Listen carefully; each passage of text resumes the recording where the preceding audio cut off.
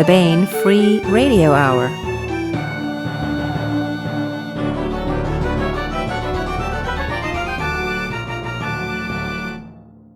Welcome to the Baen Free Radio Hour. It's a pleasure to have you along.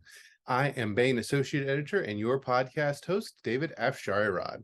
Today we bring you part one of a two-part interview with David Weber and Jacob Holo about the Weltall File, the latest installment in their Gordian Division series. The series started with the Gordian Protocol, a time travel novel, but has segued into a hard science fiction mystery series. Griffin Barber interviews David Weber and Jacob Holo in just a moment. But first, the news.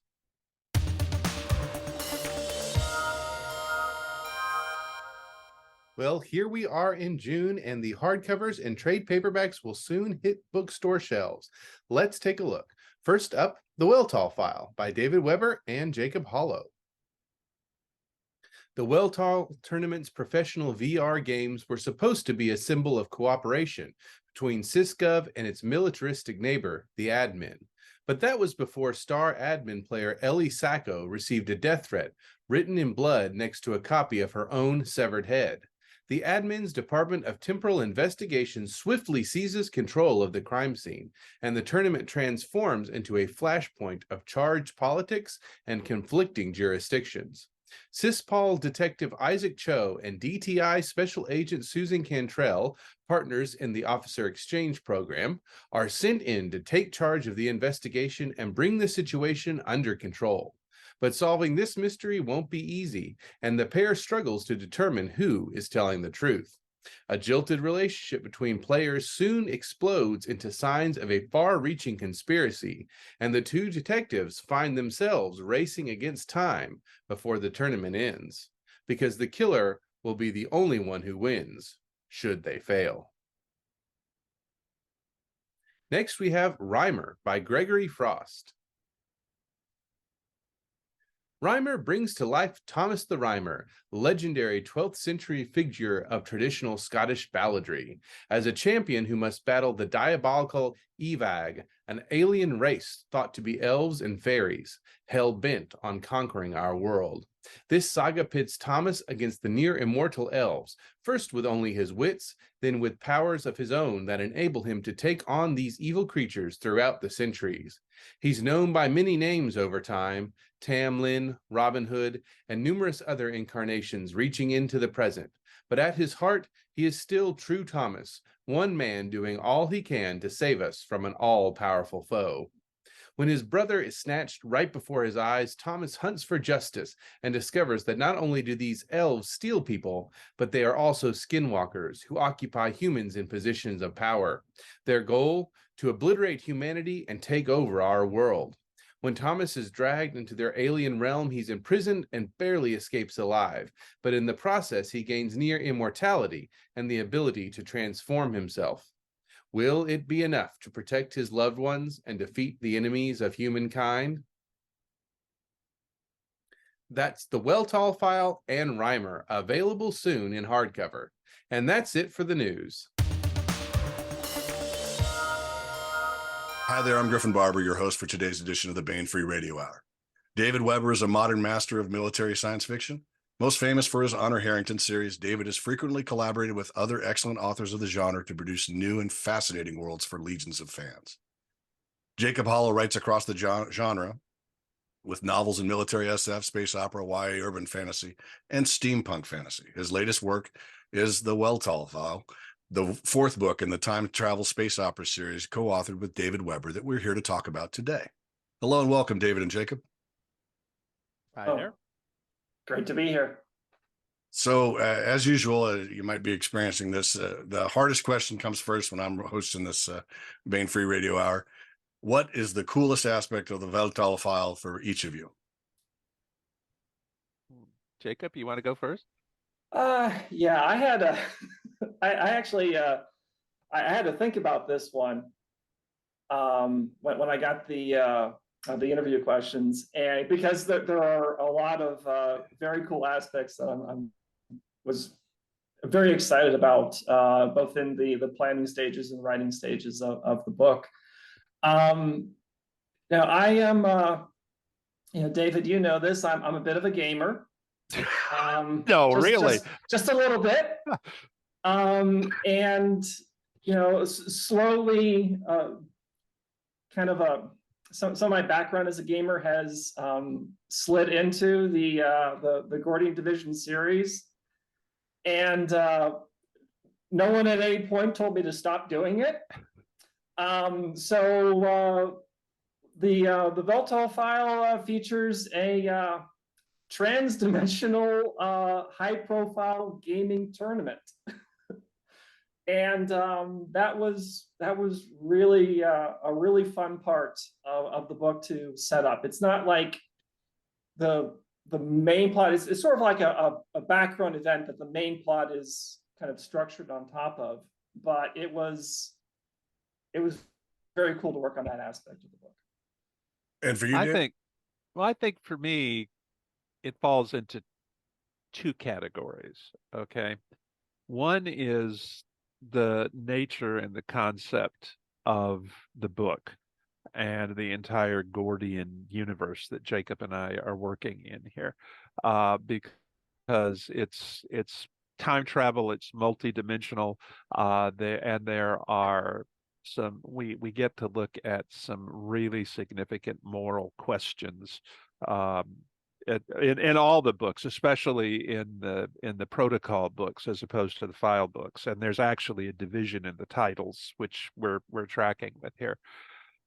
And so for me, that and watching these two totally disparate societies that grew up on the same planet but have been separated from one another for 700-800 years, following different progression, watching them come together and try and overcome the inevitable differences. To me, that's the coolest aspect of the entire book. The coolest scene in the entire book, though, is the surfing on the moon. Okay. And the reaction of our visitor from admin when she finds out that because the lunar day was an inconvenient length, the folks at SysGov slowed the moon to give it the proper day, kind of thing. And she's like, say what? Oh yeah, well, yeah, it took a while, like 150 years, but yeah, well, and she's kind of like, say what? Kind of thing. So, and that's one of and that, by the way, that's all Jacob in there. He built that entire thing. But I think that's, for me, probably the coolest scene in the book. Neat. So I guess there's a combination then of this for this next question. The answer would be a combination. Did you stumble on that aspects, or did you work your way toward it, or did the characters dictate it? It sounds like a melange of those things. Well, it usually is. Okay. This whole literary universe grew out of a concept that I actually pitched to Jim Baen 30, 40 years ago. Which eventually became the Gordian Protocol when Jacob and I got together to write it. So I had this kind of overall conception of how these universes were supposed to be and how they were supposed to comport with one another and so forth. When I brought Jacob in, okay, virtually all of the tech base of these two competing universes, and now sort of learning to cooperate universes, was structured by Jacob after he and I had discussed what the tech had to accomplish, if you follow what I'm saying. Right. So, for example, the ocean on the moon, okay, which has been terraformed, all right, grows out of the tech tree that Jacob put together. And I deliberately did not have very much at all to do with building out that tech, because I've done enough novels that I have a tendency to fall into not necessarily the same pattern, but the same conceptual building blocks for my technology in it. Right. And I wanted it to go somewhere totally differently. And Jacob definitely went somewhere totally differently. Mission accomplished. Yeah, absolutely. I killed the goldfish, but go ahead. Well, getting back to that aspect of the development, I kind of view it as David gave me sort of picture frames, boundaries that the world building that I was going to do needed to fulfill. But in terms of the actual portrait that goes into the frame, he left that up to me. And when I was originally working on it, I was thinking to myself, I'm this is too crazy, but we're just going to see what David says. And I sent it over, and yeah, there was, some massaging, around the edges, but overall, kept pretty much everything I put in there. I think really all of what I would consider massaging that we did was where we needed to be thinking about the nuts and bolts that our time travelers are going to be working with to accomplish the plot elements that we needed to accomplish. I was just really, really pleased with how well Jacob had done on it. In some respects, I think that Jacob is probably the best of the world builders that I have collaborated with in what you might call a mentoring relationship. Okay. Very few loose ends. Okay. And he looks very hard at the logical consequences of what he wants to include. And he goes for a well thought out infrastructure based on the technological assumptions that he's baked in to the background. I think I still have the edge where it comes to historical overarching plot lines and basically strategically plotting where we want to go with the series. But Jacob is fantastic at building universes. And Tony Weisskopf introduced him to police procedural novels, which is a huge part of what's going on in this book and the Janus file. It's been great. From the very beginning, I intended for there to be both like a police enforcement arm and what you might call a military arm to my administration policing time travel and whatnot. I think that Jacob, Tony, the police procedurals have made that a much more fertile division than anything that I had in mind. I was thinking in terms of Keith Laumer's Paratime Police in a lot of ways. And this is a much better, more fully realized and very different concept from that. And I always intended it to be different from the Paracops, but the Paracops were the kind of mix that I was thinking about for the duties of my law enforcement people. This is a much better, much more satisfying mix. And that's what collaborations are supposed to do, is they're supposed to be a collaborative effort. I've been very, very satisfied with the way this one is going. Neat. So the Weltall file is the sequel to the Janus file, the Gordian protocol, and the Valkyrie protocol. Yet it's clear you make a lot of effort to keep the book accessible to new readers. Was this concentration on making this a discrete story a conscious decision or a natural outgrowth of where the series is left off after the Janus file? I think it was, it was basically from the start. David and I have approached the Gordian Division series as accessible standalone stories that, while they do fit into an overarching future history that we're building, you've got plenty of, as many entry points as we have books, basically, at this Right. point. Yeah. And so, yes, having that accessibility was very much intentional. And I think also, okay, if this series prosper, if these books prosper the way that we hope that they will, eventually reach a point, we will reach a point where they can't be complete entry level books, because there's going to have to be a certain amount of assumed background on the part of our readers to pursue the storyline. Okay. These books, by their nature, limit the damage in that respect, because each time traveling thing is going to be different and unique unto itself, etc. So in that respect, they will always be standalone stories. Right. Okay, but they will also be part of this gradually growing series. And however standalone they may be, they will be much richer for you if you've read the books that come before and you can see all the connections. Now, the other thing is there are actually two series here. One is the Gordian Protocol series, and the other is the Janus File series. There's overlap of characters.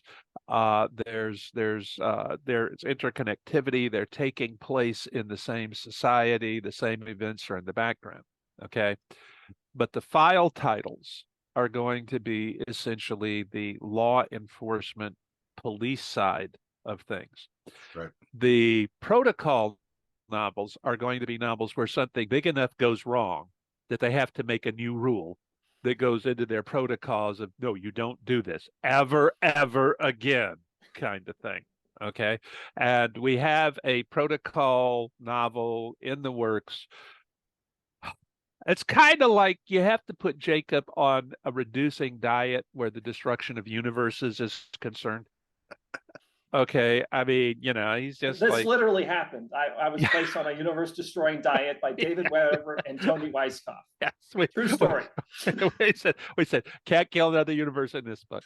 But the we're talking about in the next one probably just destroying a galaxy or two, not an entire universe. We're cutting back.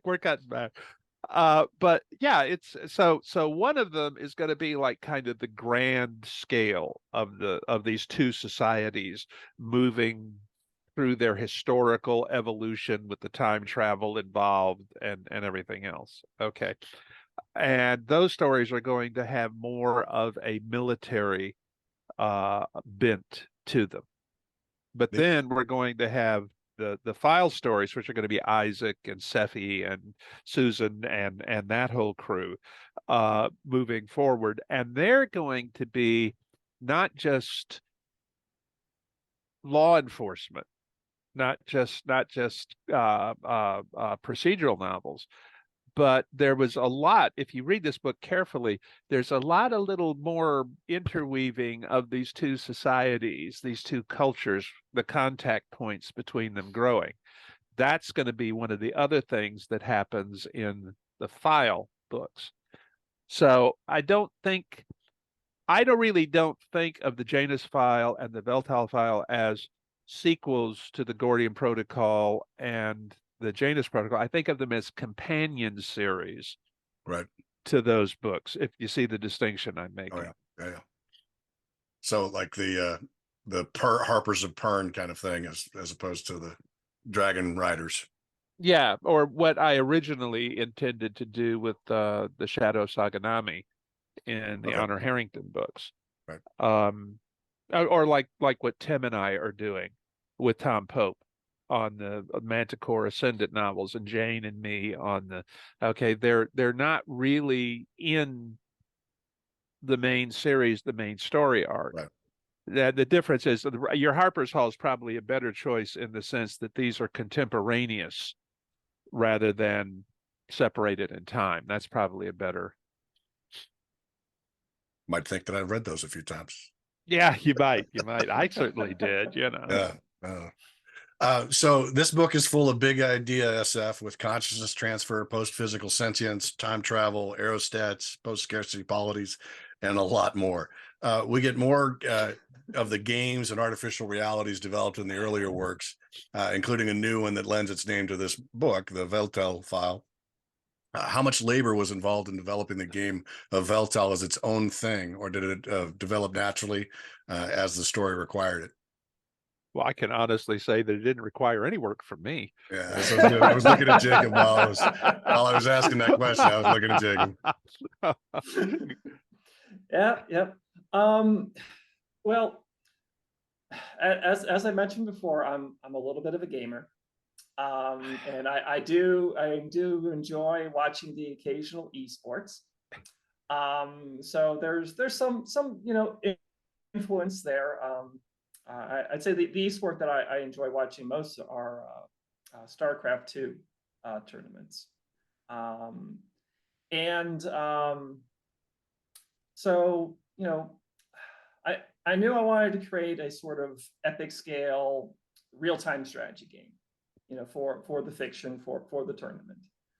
And it ended up being pretty epic in terms of its scale, where you've got one player who decides to build a stellar engine and move his star closer to another player's system. And where the limitations of light speed actually essentially create the fog of war that you experience in real-time strategy games a lot. And the options for players, well, okay, there's, in terms of designing it, I didn't create like a game. Right. It's smoke and mirrors, essentially. Right. That's going on. I mean, we do get to witness players playing the game. Yes. And the strategies that they're employing seemed legit to me. Well, So, I think Jacob, I think Jacob created the systems of the game without creating the software of the game. Yes, so he absolutely. knew Yes. what you could do within the system that he had designed. Yeah. No. And No crunch time for Jacob. No, there's enough of that. But having game mechanics that are flexible enough, for different strategies to work. And so you have it, one player who's essentially turtling up, primarily taking a defensive posture. You have another one that's very much bob and weave maneuverability, moving up the tech tree as fast as she can in order to kind of sucker punch. Yeah. the other Almost players. works. Yeah.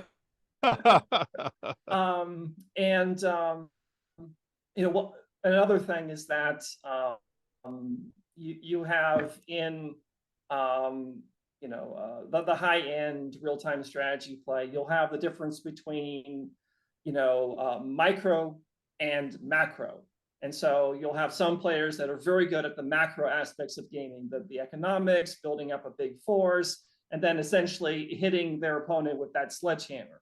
Whereas you have others that are very good at the micro, they're very good at the moment-to-moment minutia of, oh, I'm going to trigger this ability on this unit against this target, and their actions per minute are, I don't know, they spike up into like the 500-600s. I don't know how they do that, but somehow these high-end players manage that. And so having, portraying that aspect of high-end esports in the book as well. Well, and also Yeah. we get a chance to talk to the designer of the game in this one, and witness a conversation. He's a little cranky. I wouldn't even say he was necessarily cranky, but he's very much his own, like he's in his own world. Oh, and so many ways. He's very much in his own world. He is one of the many essentially virtual personalities. He's an abstract citizen. And he very much lives in the virtual. He doesn't like interacting with the physical at all. And This room's too small, Jacob. Yeah. This room's too small. I thought that was a great it's touch. like, That was my pretty cool. avatar is what I think like 100 12 million million miles kilometers across. Yeah, and Isaac's response is just very dryly reply, "We do not have a room that large." One of the things that I really enjoy about getting to write the file books is I enjoy the opportunities for humor that kind of present themselves, and some of the oddball characters that Isaac and Susan have to deal with. And I sometimes kind of view it that our two protagonists occasionally step into a comedy and they don't realize it, and they're trying to, handle the situation in a very straight, very methodical manner, and this oddball character just won't let them. Yes. And they just, they have to adapt, and and that's how you end up with, characters like Ergon and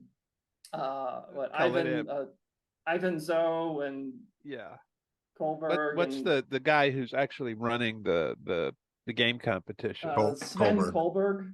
Yeah, the guy with all the synthetic harem. I'm like, I got to tell you, when I got to that part going through, I was like, I don't know, Jacob. Well, I particularly liked the response of Miss Cho when she receives the files. Yeah. Are you trying to get fired? Because that's what's going to happen. I like that when she asked him. So well, there is part 19 is available now. If you want me to order it for you. So yeah, and one of the things that as a retired police officer that gets me is that there are moments of humor that will not be denied in any investigation. Even the more awful stuff, you have to laugh, otherwise you're going to be crying. Yeah. So, that was a good way to kind of get through bridge a lot of these incidents. Yeah. Is to see the humor in some of the things that are going on and some of the people's actions. Well, one of the things that I think is hard for writers, or for some writers, some storytellers, is to play fair with the characters. Some storytellers have, I need this character to do this, so this character will do this, and I'll make it work. Okay. And I think that that's not how you build realistic characters, and not how you build realistic relationships between them. Okay. I think you have to be open to, well, this character is not going to do it that way, so I'll have to find another way to get there. That kind of goes back to your earlier question a little bit. But I think that if you don't do that, then you are limiting yourself and the story and the character. Now, that doesn't mean that you could just allow the 12-year-old to decide, how everything is going to work going forward. But it does mean that you have to be ready to say, well, okay, I did this in chapter 3, and that's changed this character going into chapter 7. So how is that going to impact on what I originally had planned for this character to do there? And I think that Jacob, from where I sit, there's an awful lot of relatively new writers, you understand, after this long. But Jacob, to me, seems to have a better developed intuitive sense in that regard, to allowing characters to grow and change and become someone else. And the other thing that's really hard for especially newer writers to do is to avoid stereotyping when they decide to build a character, to avoid using the code words that, okay, you're going to know this is a character because, he's grossly fat. He sneers a lot, whatever. I mean, villains and heroes both are complex human beings just like anyone else.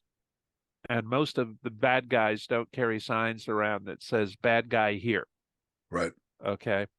Now, there are going to be some who do exactly that. All right. But the trick is to make them the exception and not the rule. And I think that's something that Jacob has internalized very well here. Cool. So the setting for most of the story is a particular hotel on Luna with a notable departure that provides us a window into some of Susan's important backstory. Will we ever get to explore who is responsible for the attack that made her want to join the Peacekeepers in the first place? Oh, if the series goes on long enough, I think we will. One of the things that we've been sort of seeding in the file books is basically setting up opportunities for future file books. You saw that in the end of Janus file, and there's also a bit at the end of the Weltall file, where the higher ups are sort of talking about, the opportunities.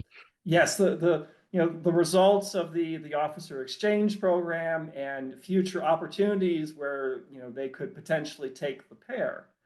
And so certainly there's an opportunity there for Isaac and Susan to be working a case that's either wholly or mostly centered in the admin in Susan's home turf. And if we do that, well, there are plenty of opportunities, for us as authors to, explore, the background of the character more. And I think that in terms of, the background of the two protagonists, I think there's, not to belittle Isaac at all, but I think Susan, there's a richer story to be told there because, all right, Isaac's background, well, his parents are cops and now he's a cop. Yeah. He has followed in his parents' footsteps. Right. Isaac, Susan, very much is not. Right. And her parents were not happy with her decision to join the Peacekeepers. And she gave up her, organic body at a very young age at, I think 22 or 23. Yeah, she was like straight out of the college situation, just about. Yeah. And so it's like, and one of the things that, we wanted to explore in this book was like, okay, well, what motivated her to do that? And we do, explore, a bit of her backstory there and, the kind of crystallizing event that, made her decide to, join the Peacekeepers and, blow up terrorists for a living. let me throw another point in here. Speaking as someone who has done one or two series, in his career.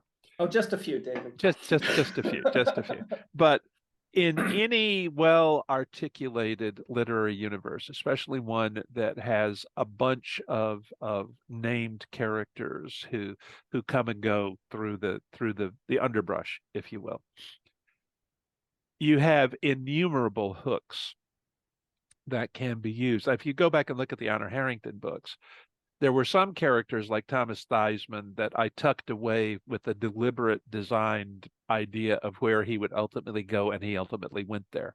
Okay. Right. But there were also a lot of other characters who I created who gave me this incredibly broad bench that I could go back and pull someone forward from if I needed them and whatnot. The same thing is true in these books. If you go back and read the Gordian Protocol, Susan's in the Gordian Protocol, and she dies very early on in the fighting between, now she doesn't know that. This Susan doesn't know that. None of right. One of the most powerful moments of the last Protocol novel was when Shigeki has to confront what he actually did trying to stop them. in the Gordian Protocol, what the other Shigeki did that he didn't do, what it cost people like Schroeder and the death of his family, the whole 9 yards. Okay, Shigeki didn't do that. This Shigeki didn't do that, but this Shigeki knows himself, and he's looking at this loss, this incredible damage that he's inflicted on the folks on the other side of the line, although he didn't do it. Okay. Right. And the guys from SysGov, they intellectually they understand that. Okay. And they don't know what happened to Jonas Shigeki in the other universe. They don't know what happened to Knox or Susan or any of the other characters from that universe, which was totally destroyed. Right. In the situation. It creates really interesting resonances that we can work with going forward. Okay. And I really think that, like I say, I think the scene where Shigeki it's obvious that you have a problem with me. What is it? And Schroeder shares. He shows him. He shows him the actual scene through his own eyes, and Shigeki is shattered. Okay. He's like, my God, how could any iteration of me have signed off on that? Right. Now, Shigeki himself did not sign off on it in the original book. He wasn't there. It was Knox who was on a berserk run, the whole 9 yards. But again, see, Shigeki doesn't know that. Right. And so this gives us all kinds of nuances of things that we can work with here in developing the complexity of these characters and the world in which they live. Yeah, it struck me that the closer the two universes are, or the closer the events are, it's there lots of opportunity, but for the grace of God, there go I.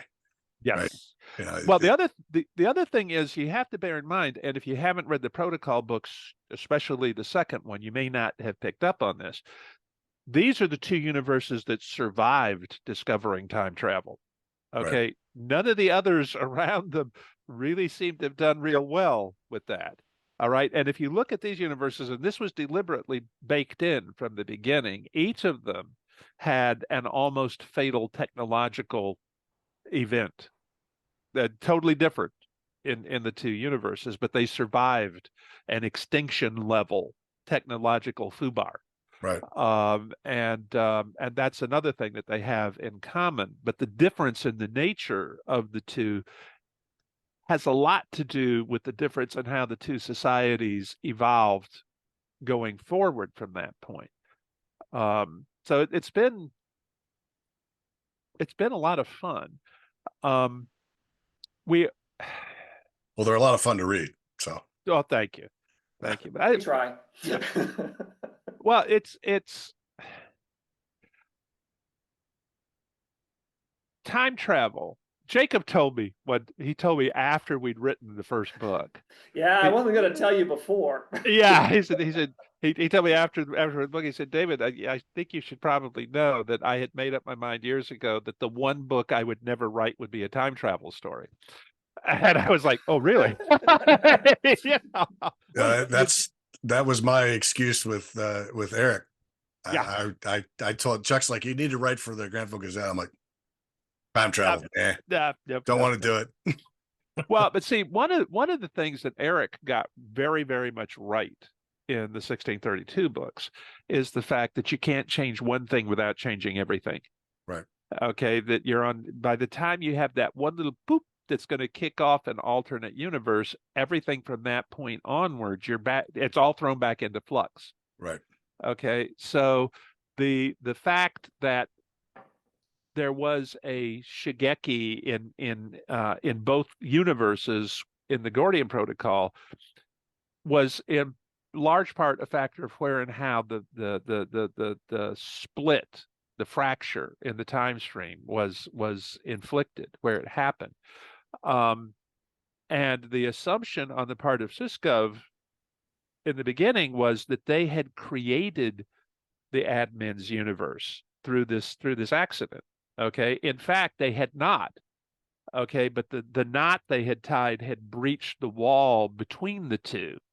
and created this kind of sport third universe that was floating out there in the middle. And we are trying very hard, okay, to bear in mind the consequences of screwing around with the past. Okay. And now both of these societies are also going, oh man, wait a minute. That's a little more, especially after the Janus, after the Valkyrie protocol. I was like, wait a minute, I remember. But yeah, it's been fun. I think probably the 4 series that have been the most fun for me to write. Okay. Well, obviously there's Honor Harrington. Okay. And this is not necessarily in order of, there's Safehold, which I do for that other publisher that we won't talk about right now. And then there's the Northressa books, which I need to get back up and running on. And then there's this one. And this one, I think, has the most yeast in it. Okay, do you know what I'm saying here? Yeah. Neat. So at its core, the Weltall File explores how people from separate universes, not simply across the tracks from one another, can come together if they recognize the humanity in the person across from them. Yeah. Was this something events in the earlier books made you want to explore, or was it just these characters telling you how it should be? Well, for me, it was less the characters and less anything that happened in the books than it was, okay. It was baked into my original concept of the Gordian protocol, the 2 sides that were going to have to somehow coexist afterward. And the reason that I wanted to do the original book was to explore kind of the limits of individual moral responsibility on the one hand. Okay, you have to go back and take responsibility for causing the Holocaust. Okay, I mean, think about what we were doing to Baen there. Okay, you have to go back and you have to personally be responsible for making sure the Holocaust happens and all the rest of this stuff. And he didn't want to do it. He did not want to do it for a whole lot of reasons. That was the core moral aspect of my original idea for the series, was that sort of responsibility taking. And that carries through into all the later books because characters have to make those decisions going forward. Okay. The way in which these people have to cope with each other and live with each other, though, to me, that's part of the human condition. It's something that sadly, right this minute in the 21st century United States, we seem to be having a certain amount of difficulty with. But you have got to be able to find that shared common humanity that you were just talking about, Griffin. You've got to be able to find that, not just, I think, in real life, I hope, but also in satisfying fiction.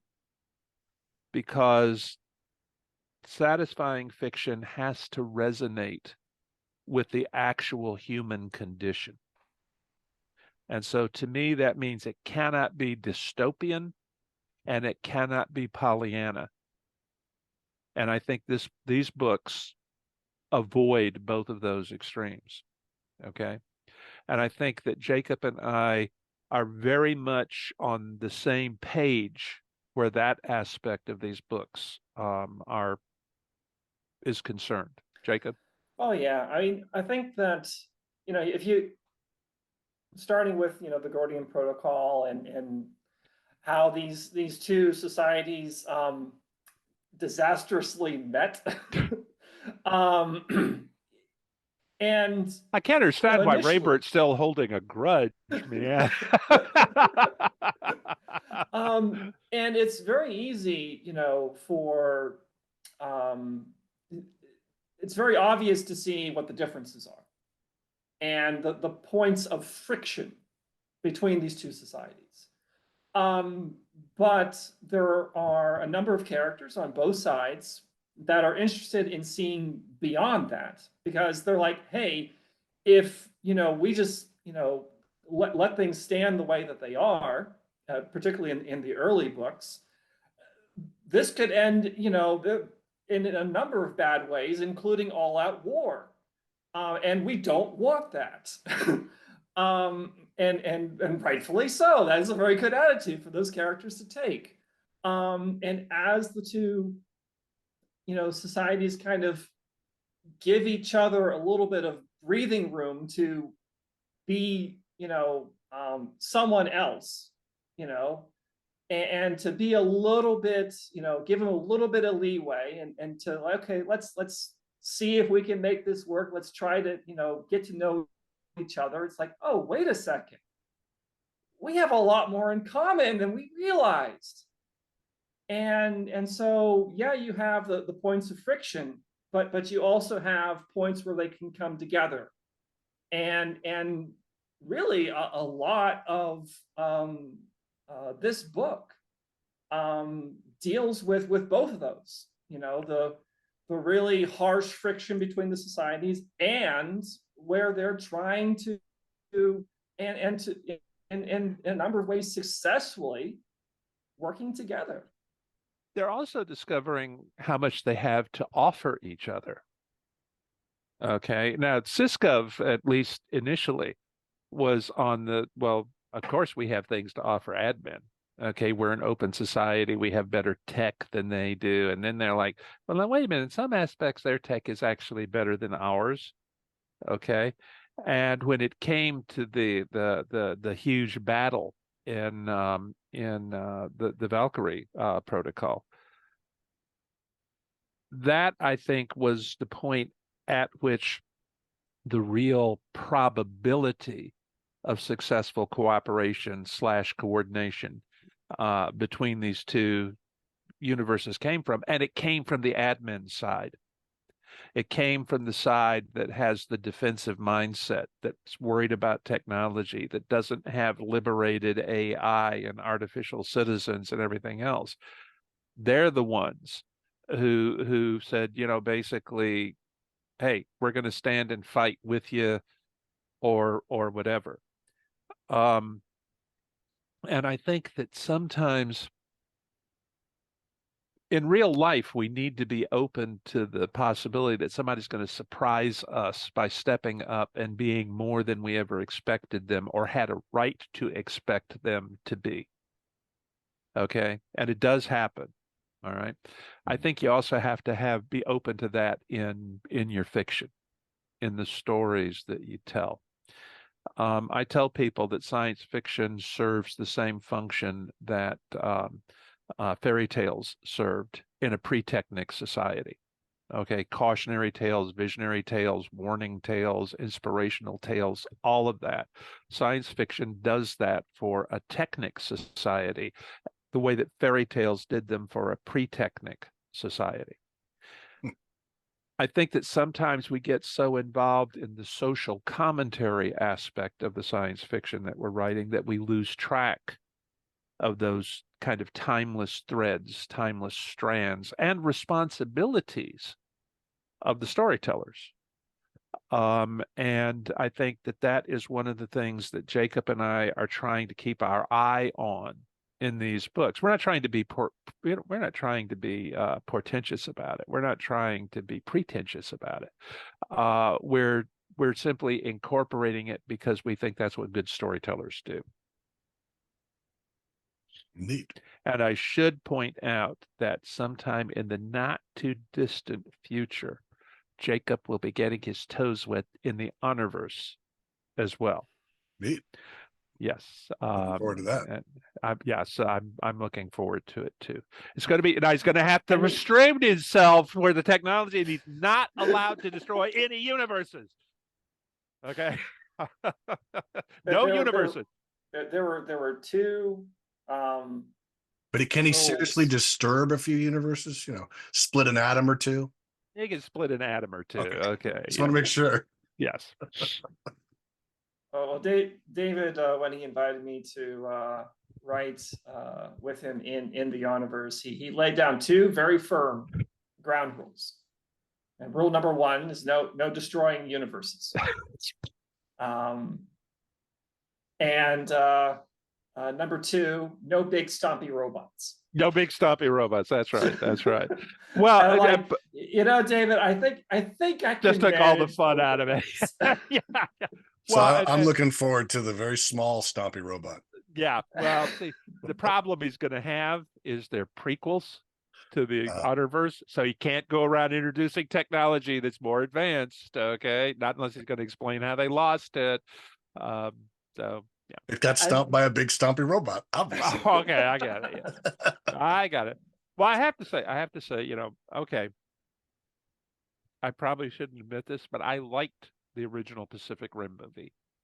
Okay, I actually did. Okay, giant stompy robots and all. Yeah. I really did. I thought that they did it well. And okay, and you did get a giant stompy robot in this universe. I did. Yes, you did. Okay. Actually, in a sub universe. Yes, it's even a sub universe. Like yes, yes. I did get to slip one into the Janus file. So far. Yeah. Well, just the one so far, yes. But see, he's built the entire game that the giant stompy robot was part of in there. You thought I didn't notice that, okay? But I did. Okay. So. And now we bring you our audiobook serialization of Tinker by Wen Spencer.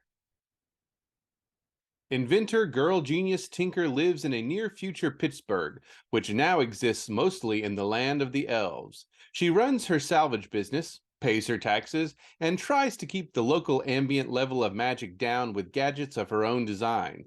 When a pack of wargs chase an elven noble into her scrapyard, life as she knows it takes a serious detour. Tinker finds herself taking on the Elven Court, the NSA, the Elven Interdimensional Agency, technology smugglers, and a college-minded xenobiologist as she tries to stay focused on what's really important, her first date. Armed with an intelligence the size of a planet, steel-toed boots, and a junkyard dog attitude, Tinker is ready to kick butt to get her first kiss.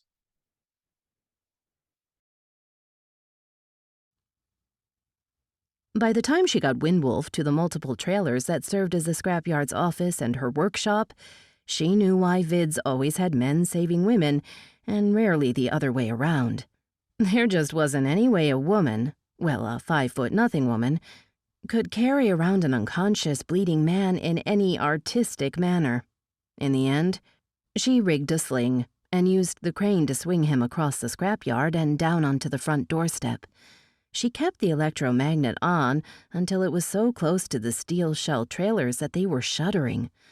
When she shut the magnet down, Windwolf's pistol dropped down into his lap. She nearly fell climbing back down out of the crane and banged her head. She felt blood trickling down her face as she walked back to the trailers. She stuck Windwolf's pistol into her waistband. Getting the elf up into a firefighter's carry, she staggered through the office and into the trailer attached to it that she used as a workshop. Somehow she got Windwolf laid out on her work table without dropping or seriously banging him. "Sparks," she sighed, head on Windwolf's chest, listening to his heart race. Her computer churned slightly as the AI answered. "Yeah, boss?" "Are the phones online yet?" "No, boss." "Oil can check in yet?" "No, boss." "What's the time?" 12:15 a.m. 15 minutes since Windwolf came over the fence. The longest 15 minutes of her life. Leaving Windwolf in her workshop, she staggered back into the office. It was a 2-bedroom mobile home, complete with kitchen and full bathroom, 40 years old and showing all of its age. She bolted shut the front door, got an Iron City beer out of the fridge, and then staggered back to the bathroom to wash her right hand well. Lava cleanser first, to scour off the day's layer of oil and grease, and then a rare soak in antibacterial soap for the upcoming messing with wounds. She cleaned around the bandage on her left hand, trying not to notice that it was blood-soaked. The only clean place on her face was what the night goggles covered, giving her a weird, inverse raccoon look. Her bottom lip was swollen, making her mouth seem even more full than normal. From somewhere within her haphazard hairline, a product of oil cans haircuts and her own occasional impromptu trims with whatever sharp object was at hand, blood trickled down. She hunted through her dark hair, looking for the source of the blood, and found a small cut. She wet down a washcloth and stood a few minutes holding it to her scalp, sipping her beer, and trying to figure out what to do next. She had a weakness for strays. It was like someone early on had written sucker on her in magic ink. The weak and the helpless saw it, swarmed to her, and thrived under her care. Well, not all of them. Not plants. Her thumbs were black from motor grease and engine oil. She killed any plant she tried to doctor. Not the terribly fragile either. Baby birds and suicidal wrecks, she had found out, all dropped dead in her care. They seemed to need more mothering than she could muster. Perhaps her lack came from never seeing the real thing in action. The tough ones, though, survived. Perhaps more despite her care, she realized now, instead of because of it. When it came to healing, she knew enough to be dangerous. She could recognize that Windwolf was close to death. If he did die, she would find out if Tulu was right about the life-death spell. Except for throwing a few pressure bandages onto him, though, she didn't know how to deal with him. Usually elves healed at a phenomenal rate, but only in the presence of magic. The elves had mastered biomagic back when humans were doing flint weapons. Their dependence on magic to heal made Tinker theorize that their healing factor might mirror nanotechnology, that the elves had some type of spell interwoven into their genes that endlessly corrected their bodies, thus healing any damage and keeping them from aging. She caught herself about to drift off into speculation on the type of spells they might be employing, and returned to the problem at hand. Someone else would have to patch Windwolf up. Until she figured out who this mythical person might be and got Windwolf into his or her care, she had to keep the elf alive. It was shutdown day. They were on Earth. There was no ambient magic for his healing. But she did have the power sink that collected the magic drained off the crane. She used a modified magnetic containment field to store magical energy, one of her more successful experiments. She couldn't use the stored magic directly on Windwolf's body. It would be like trying to link someone with an artificial heart up to a 110 outlet. She could, though, link the sink's energy to a healing spell. Sparks. Yeah, boss? Search the codex for healing spells. Put the results up on the workshop screen. Okay, boss. She got the first aid kit out of the back storage room and went back to her workshop. She ran out of pressure bandages long before she covered all of Windwolf's wounds, so she raided the bathroom for feminine hygiene pads and affixed them with lots of Scotch tape. Sparks had queued up 20 healing spells. Some were quite specific: broken bones, kidney failure, heart attack, and so on. She culled those out and looked at the more general ones. One was labeled, "Will not work on humans." She had Sparks call up the spell schematics, wishing she understood biomagic better. It seemed to do what she wanted, which was focus energy into the body's existing healing abilities. She cut and pasted in a power distributor as a secondary ring. She made sure the printer was loaded with transferable circuit paper, sent the spell to the printer, and finished her beer as it printed. Windwolf had worsened. Blood soaked the bandages. All color had drained out with his blood, and he breathed hard and shallow. She let the bandages be, but washed his chest. Peeling the protective sheet from the circuit paper, she pressed the spell to his clean flesh. She checked the spell's Hertz cycle, hooked leads through a converter box, and taped the power cords into the power distributor. Here goes everything. She checked one last time to make sure all stray metal bits were clear of the magic's path, and flipped the switch. She checked her database and winced at the activation word phonetically spelled out. Oh, great. One of those ancient Elvish words where you try to swallow your tongue. A footnote gave the translation, "Be healed." The outer ring powered up first and cast a glowing sphere over the rest of the spell.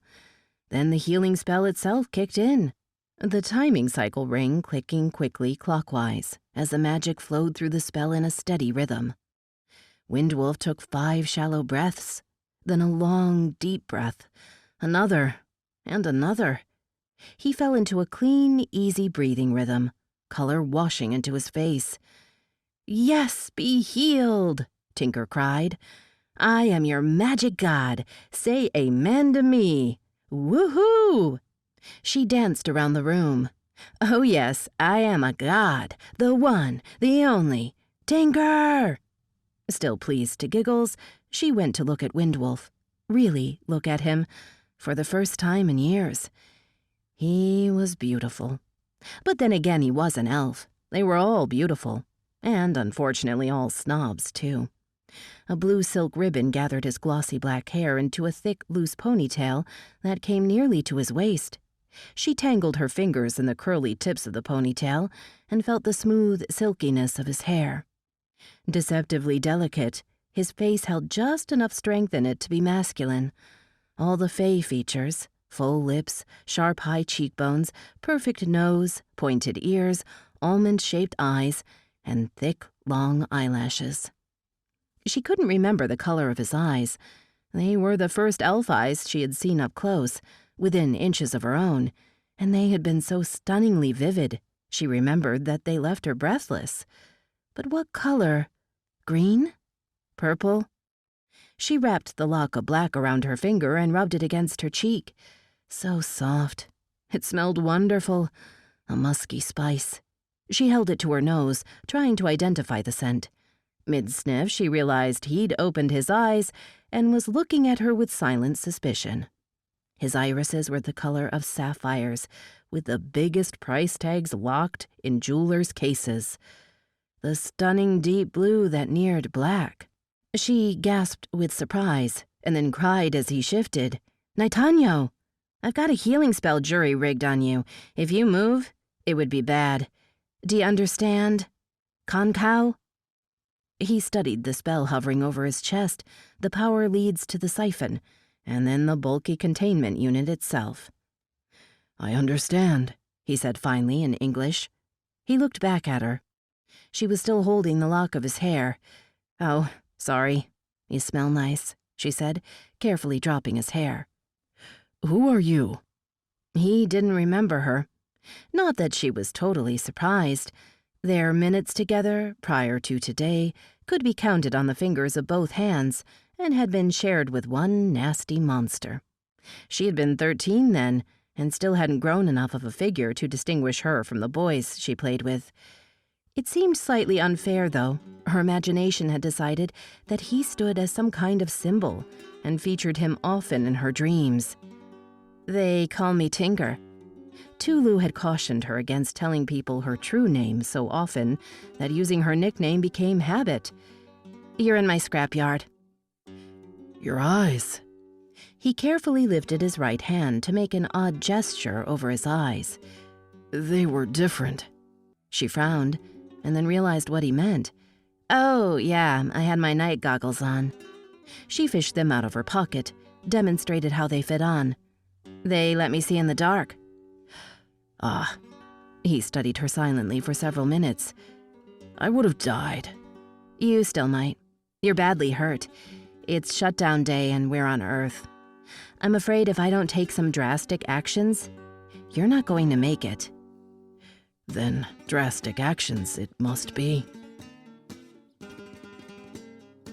That was another installment in Wen Spencer's Tinker, and that's it for the podcast. Thanks as always to Audible.com and podcast theme composer Ruth Judkowitz.